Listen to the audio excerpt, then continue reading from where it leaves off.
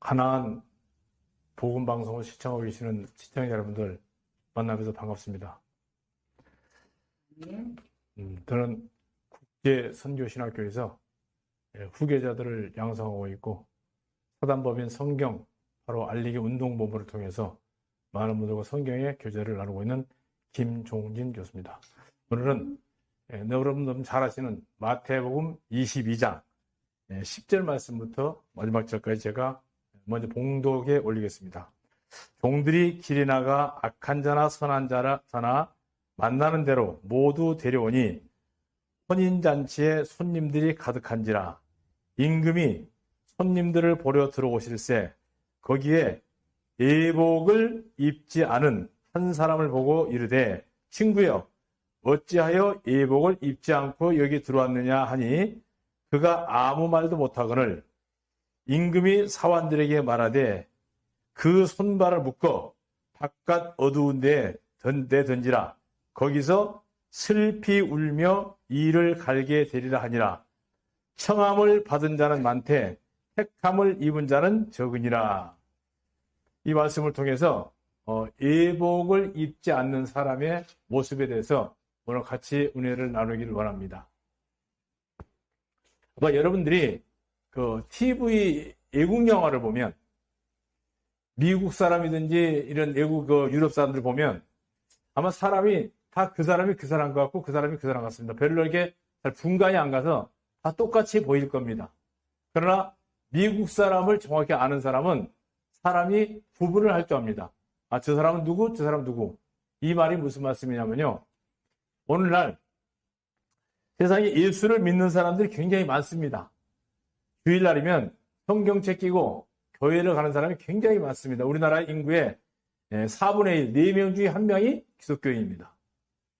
그런데 거듭난 그리스도인들 눈에는 거듭난 사람이 보입니다.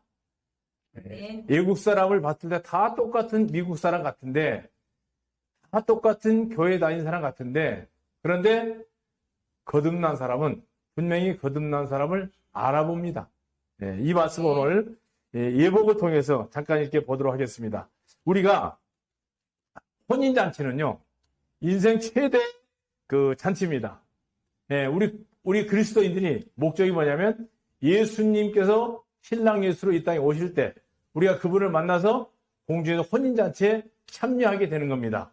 그때 이제 신부라고 얘기합니다. 막 성경에 보면 처녀가 나오고 신부가 나오고 아내가 나오고 어머니가 나옵니다. 다 똑같은 한 여자가 상황에 따라서 붙여진 이름입니다.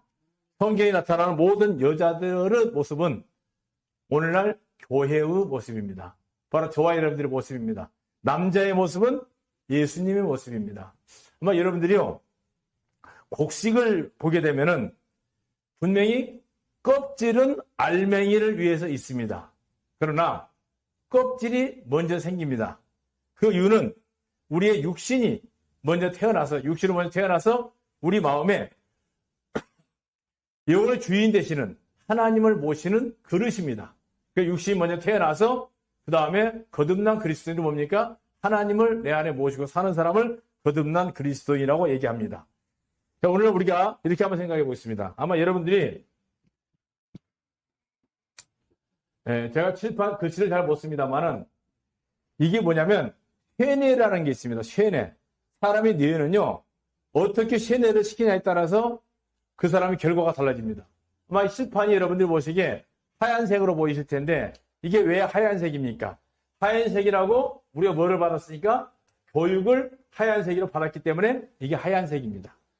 만약에 어렸을 때 이 색깔이 까만색이라고 배웠으면 이건 분명히 까만색입니다. 그럼 그 뇌에다가 이건 하얀색이라고 쇠뇌를 시켰기 때문에 이게 하얀색이 되는 겁니다. 마찬가지로 오늘날 이 교육이라는 건 뭡니까? 모든 종교라는 것은 이 종교는 무엇이 어떻게 우리 마음속에 와서 자리 잡아내에 따라서 사람들의 보는 견해가 다릅니다. 이거는 어마어마하게 천국과 지옥의 갈림길이 달라질 수가 있습니다. 이걸 소위 말하는 다른 말로 하면 고정관념이라고 합니다. 이 고정관념이라고 하는 것은 뭐냐면 우리가 학교를 다닐 때 선생으로부터 분명히 배웠을 땐 진화론이라는 것을 많이 배웠을 겁니다. 그러나 성경을 알고 보면 진화론은 성경과는 전혀 무관한 과학자들의 논리일 뿐입니다. 이와 똑같은 경우는 굉장히 많이 있습니다. 그래서 우리 뇌는 어떻게 시행에 따르고 어떻게 교육 따라해서 이 종교적 관념에서 이 고정관념을 벗어보지 못하면 평생을 종교 생활하다가 지옥 가는 경우가 굉장히 많습니다. 우리 성경에 보면은 이 옷이라는 게 굉장히 중요합니다. 옷은 뭡니까? 자기 자신의 수치를 가려주는 것인데 최초의 옷이 뭡니까? 최초의 옷이 아마 여러분들 잘 들어보셨을 겁니다. 무화과 나무 잎이라고 있습니다. 이 무화과 나무 잎이 뭡니까? 아담과 하와가 최초의 에덴 동산에서 범죄를 하고 나서 자신들의 수치를 가리기 위해서 만든 나무 잎으로 만든 앞치마입니다. 애플론 앞치마로 나와 있는데요. 이 무화과 나무라는 것은 뭐냐면 오늘날 이 종교입니다. 종교라는 것은 임시적으로 자신의 죄를 가려보기 위해서 임시방편을 우리가 하는 게 뭡니까? 철야 기도도 해보고 그 죄를 씻기 위해서 금식도 해보고 죄를 씻기 위해서 새벽마다 나가서 울기도 하고 심지어는 어떤 사람은 자신의 죄, 끔찍한 죄를 사함받기 위해서 회개 헌금을 드리는 사람도 있습니다. 그러면 예수님하고는 아무 의미가 관계없는 이게 바로 종교적인 관념입니다. 이런 관념에서 벗어나야 됩니다. 땅에서 나오는 것, 자기가 만든 율법 행위가 바로 무화과 나무 잎입니다. 이 고정관. 그 다음에 중요한 것은 뭐냐? 두 번째는 성경에 보면 가죽옷을 입혔다고 했습니다. 아담과 하와가 죄를 범했을 때 무화과 나무 잎으로 자기의 부끄러움을 가리고 있을 때 하나님께서는 범죄한 아담과 하와의 의사와 전혀 관계없이 하나님이 일방적으로 한 마리의 짐승을 희생시켜서 그 결과로 가죽옷을 만들어서 아담과 하와에게 선물로 줬던 겁니다. 이거는 하나님의 일방적인 선물입니다.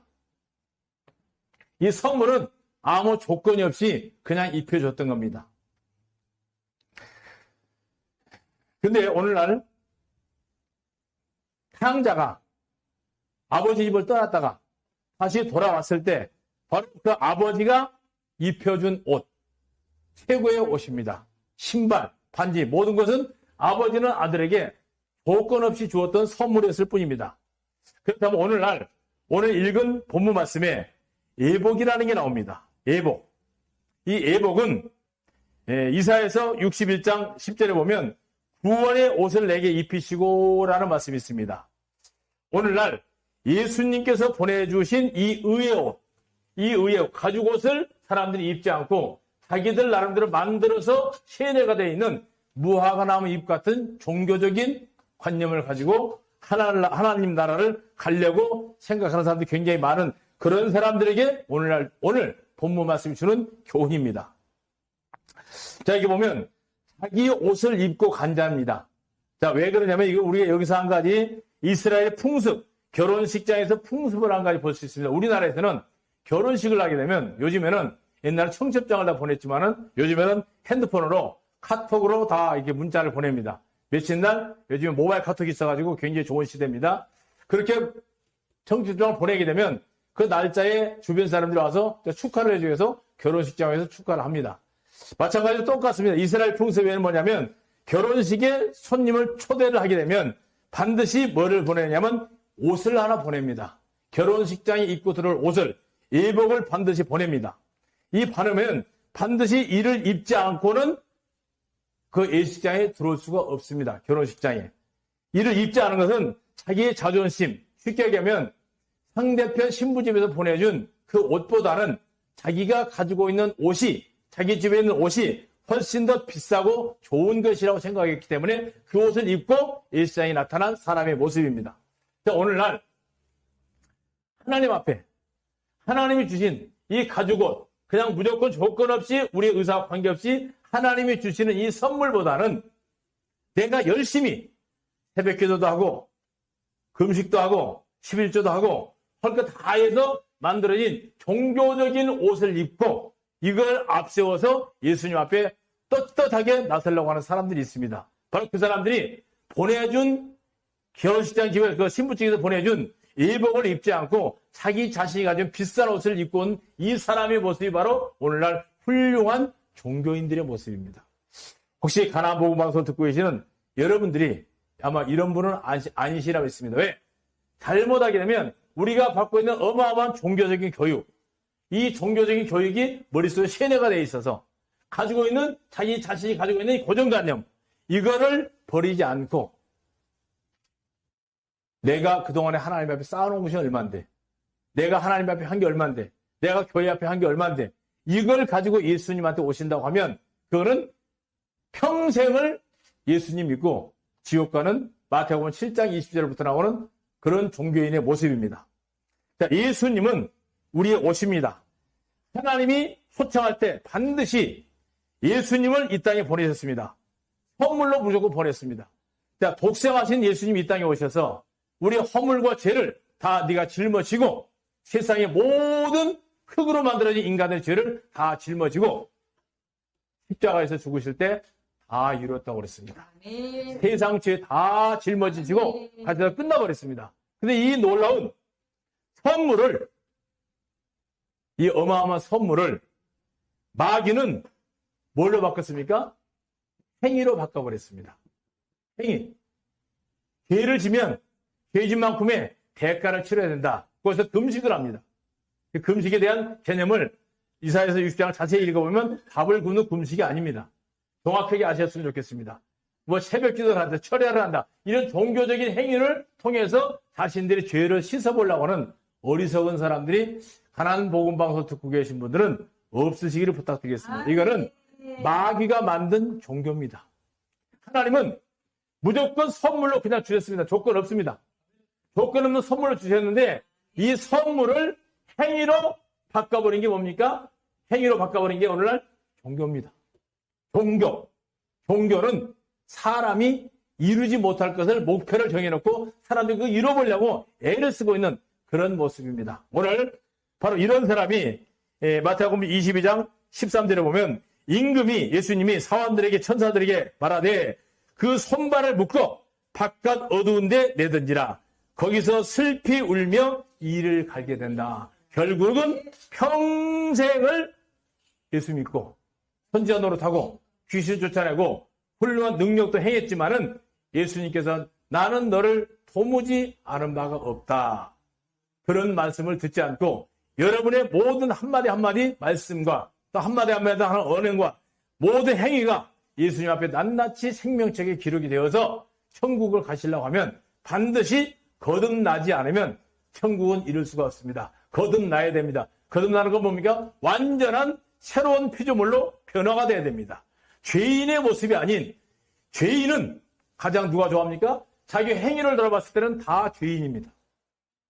자기 자신을 돌아봤을 때는. 그러나 내 자신을 보지 말고 나를 위해서 십자가에 못 박혀 죽으신 하나님의 독생하신 예수님을 쳐다보시면 그분 때문에, 그분 덕분에 우리는 죄인이 아니고 바로 하나님의 죄가 없는 의인입니다.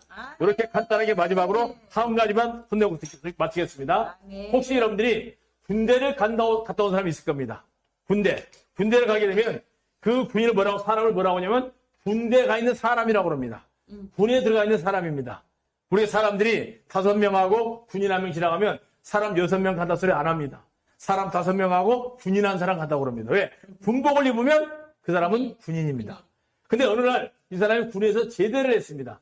제대를 해서 똑같이 들어가면 사람 6명이 간다고 사람 취급을 받습니다. 마찬가지로 세상의 모든 사람들이 예수를 믿고 있으면서 뭐라고 합니까? 죄인이라고 합니다. 근데 예수님께서 오신 목적이 뭡니까? 이 죄를 없애주시려고 오셨습니다. 이 세상에는 하나님께서는 죄의 존재가 가치가 없습니다. 죄는 무능합니다. 죄는 없습니다. 그런데 이 종교가 세뇌를 시켜서 죄인이라고 끝까지 죽을 때까지 죄인이라고 합니다. 죄송하지만 죄인은, 죄가 있는 사람은 지옥 갑니다. 네, 판사가 판결할 때 땅 때려서 죄인이라고 판결되면 그 사람은 바로 어디로 가요? 감옥으로 갑니다. 근데 판사가 감옥 보내는 거 아닙니다. 본인이 가지고 있는 죄 때문에 감옥에 들어간 것처럼 하나님은 이미 죄를 다 없애버렸습니다. 묻지도 않습니다. 그런데 마귀가 이 선물을 행위로 바꿔서 종교적인 고정관념 때문에, 죄 때문에 지옥 가는 분 없으시기를 주님의 이름으로 부탁을 드리겠습니다. 고맙습니다.